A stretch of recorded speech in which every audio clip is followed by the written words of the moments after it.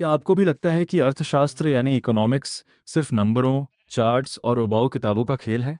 सच तो यह है कि जब तक आप इकोनॉमिक्स के बुनियादी नियमों को नहीं समझते, तब तक कोई भी नेता, कोई भी कंपनी या कोई भी विज्ञापनदाता आपको आसानी से बेवकूफ़ बना सकता है। क्या आपने कभी सोचा है कि अमीरों पर भारी टैक्स लगाने से सबसे ज़्यादा नुकसान गरीबों का क्यों होता है? या फिर किसी चीज़ को सस्ता करने की सरकारी कोशिशों से वो चीज़ बाजार से गायब क्यों हो जाती है? ये सब सुनने में बहुत अजीब और उल्टा लगता है, लेकिन आज इस वीडियो को पूरा देखने के बाद आपके सोचने का नज़रिया हमेशा के लिए बदल जाएगा। हम दुनिया के मशहूर अर्थशास्त्री थॉमस सोवेल की 700 पन्नों की किताब बेसिक इकोनॉमिक्स के वो सबसे महत्वपूर्ण और कड़वे सच आसान शब्दों में जानेंगे, जिन्हें देखने के बाद आप दुनिया के असली खेल को समझ जाएंगे। तो चलिए, बिना किसी बकवास के शुरू करते हैं। बात साल 2008 की है। अमेरिका के मैरीलैंड राज्य की सरकार को अचानक बहुत सारे पैसों की जरूरत पड़ी। नेताओं ने बैठकर दिमाग लगाया और एक शानदार आइडिया निकाला, चलो अमीरों पर टैक्स बढ़ा देते हैं। राज्य में लगभग 8,000 करोड़पति रहते थे। सरकार ने गणित लगाया कि टैक्स बढ़ाने से हर साल $106 मिलियन अतिरिक्त मिलेंगे। सबने तालियां बजाईं, जश्न मनाया कि अब गरीबों का भला होगा। लेकिन असल में क्या हुआ? पहले साल तो सब कुछ प्लान के मुताबिक चला, लेकिन दूसरे साल जब करोड़पतियों की गिनती दोबारा की गई तो पता चला कि वहां सिर्फ 6,000 करोड़पति बचे थे। बाकी के 2,000 अमीर रातों रात गायब हो गए। वे अपना बिजनेस, अपनी गाड़ियां, अपने पैसे लेकर किसी ऐसे राज्य में चले गए जहां टैक्स कम था। नतीजा ये हुआ कि मैरीलैंड को $106 मिलियन मिलने के बजाय कुल $257 मिलियन का भारी नुकसान उठाना पड़ा। यही कहानी ओरेगन राज्य की भी रही। यहाँ से हमें अर्थशास्त्र का सबसे पहला और बड़ा सबक मिलता है। लोग इरादों पर नहीं, बल्कि फायदों और पुरस्कारों रिवॉर्ड्स पर प्रतिक्रिया देते हैं। सरकार का इरादा अच्छा था, पैसा इकट्ठा करना, लेकिन उनका यह कदम अमीरों के लिए वहाँ से भागने का एक इनाम बन गया। अमीर वहाँ से चले गए और अपने साथ नौकरियाँ, रेस्टोरेंट और टैक्स का पैसा भी ले गए।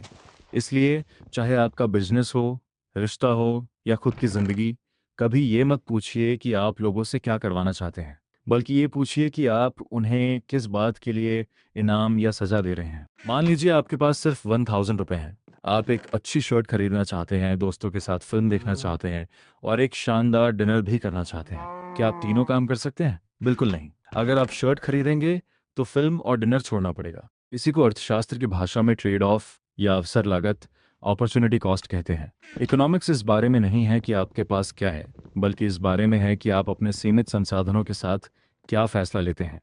इसे एक बड़े उदाहरण से समझिए। वेनेजुएला के पास दुनिया का सबसे बड़ा तेल भंडार है। उन्हें सबसे अमीर होना चाहिए था, लेकिन आज वे कंगाल हैं।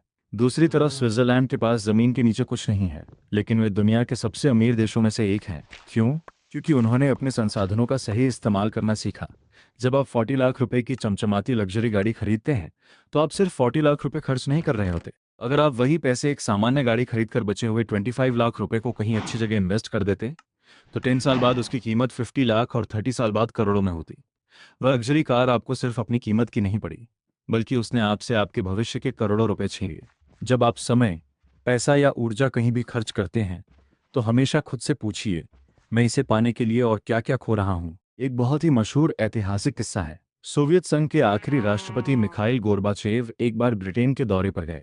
वहां उन्होंने ब्रिटिश प्रधानमंत्री मार्गरेट थैचर से एक बड़ा ही अजीब सवाल पूछा, आप ये कैसे सुनिश्चित करते हैं कि लंदन के हर नागरिक को समय पर खाना मिल जाए? आपके फूड मिनिस्टर ये कैसे मैनेज करते हैं? मार्गरेट थैचर मुस्कुराई और बोली, मैं कुछ नहीं करती, ये काम कीमतें प्राइस करती हैं। सोचिए, लंदन शहर ने पिछले 100 से अधिक सालों से अपने लिए खुद अनाज नहीं उगाया है, फिर भी हर सुबह वहां नॉर्वे से ताज़ी मछलियां आ जाती हैं, ब्राज़ील से कॉफ़ी और अर्जेंटीना से मीट पहुंच जाता है। इसके लिए सरकार का कोई सैंडविच मिनिस्टर नहीं बैठा है। ये चमत्कार सिर्फ कीमतों की वजह से होता है। मान लीजिए किसी शहर में पिज्ज़ा की कमी हो जाती है, तो वहाँ पिज्ज़ा की कीमतें बढ़ जाती हैं। जैसे ही कीमतें बढ़ती हैं, सप्लायर्स को ज़्यादा फायदा दिखने लगता है और वे दौड़कर वहाँ पिज्ज़ा पहुँचाते हैं। जैसे ही पिज्ज़ा बहुत ज़्यादा हो जाता है, कीमतें गिर जाती हैं और सप्लायर्स वहाँ माल भेजना कम कर देते हैं। कीमतें असल में बाजार का वो थर्मामीटर हैं जो बताती हैं कि देश में किस चीज़ की कमी है और किस चीज़ की अधिकता। कीमत हमारा दुश्मन नहीं, बल्कि सबसे ईमानदार संदेशवाहक है। न्यूयॉर्क शहर में हजारों अपार्टमेंट्स बिल्कुल खाली और जर्जर हालत में पड़े हैं, जबकि बाहर सड़कों पर हजारों बेघर लोग सो रहे हैं। खाली घरों की संख्या बेघर लोगों से 4 गुना ज्यादा है। ऐसा क्यों हुआ? इसका कारण है प्राइस कंट्रोल यानी सरकारी हस्तक्षेप। जब न्यूयॉर्क में किराया बहुत बढ़ रहा था, तो नेताओं ने गरीबों का मसीहा बनने के लिए नियम बना दिया। अब से कोई भी मकान मालिक एक तय सीमा से ज्यादा किराया नहीं वसूल सकता। इसे रेंट कंट्रोल कहा गया। सुनने में बहुत अच्छा लगा ना, लेकिन नतीजा बिल्कुल उल्टा निकला। किराया सस्ता होते ही हर कोई अकेले रहने की सोचने लगा। जो छात्र माता पिता के साथ रह सकता था उसने भी अपना अलग कमरा ले लिया। विधवा महिलाएं बड़े घरों में अकेली टिकी रहीं। इससे घरों की भारी कमी हो गई। सबसे बुरा ये हुआ कि जब मकान मालिकों को कोई मुनाफा नहीं दिखा तो उन्होंने घरों की मरम्मत कराना बंद कर दिया। छत टपकती रही, दीवारें सड़ती रहीं और आखिरकार मकान मालिकों ने उन घरों को लावारिस छोड़ दिया।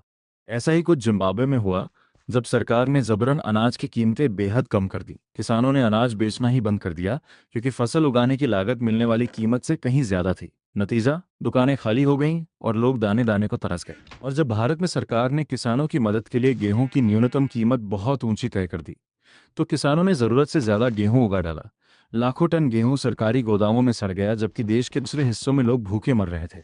जब भी आप कीमतों के साथ छेड़छाड़ करेंगे आप पूरे सिस्टम को तबाह कर देंगे। मान लीजिए आप स्कूल में हैं और आपने देखा कि आपके दोस्तों को फ्रूट जेली बहुत पसंद है।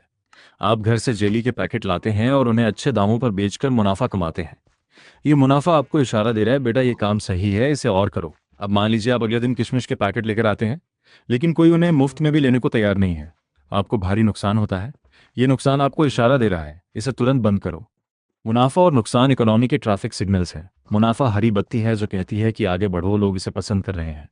नुकसान लाल बत्ती है जो कहती है कि रुक जाओ, तुम देश के संसाधनों को बर्बाद कर रहे हो। लेकिन जब कोई बड़ी कंपनी फेल होने लगती है तो सरकारें कहती हैं ये कंपनी डूबने के लिए बहुत बड़ी है, टू बिग टू फेल, और वे जनता के टैक्स का पैसा देकर उसे जबरन जिंदा रखती हैं। ये बिल्कुल वैसा ही है जैसे आप उस बच्चे को जबरदस्ती पैसे दें जो स्कूल में कोई ना पसंद करने वाली किशमिश ला रहा है। नुकसान होना बेहद जरूरी है क्योंकि यह गलतियों को सुधारने का एकमात्र रास्ता है। एक मजदूर कड़ी धूप में दिन भर भारी पत्थर उठाता है लेकिन उसकी सैलरी बहुत कम होती है। एक डॉक्टर या सॉफ्टवेयर इंजीनियर आराम से एसी कमरे में बैठता है लेकिन उसकी सैलरी लाखों में होती है। ऐसा क्यों? क्या यह नाइंसाफी है?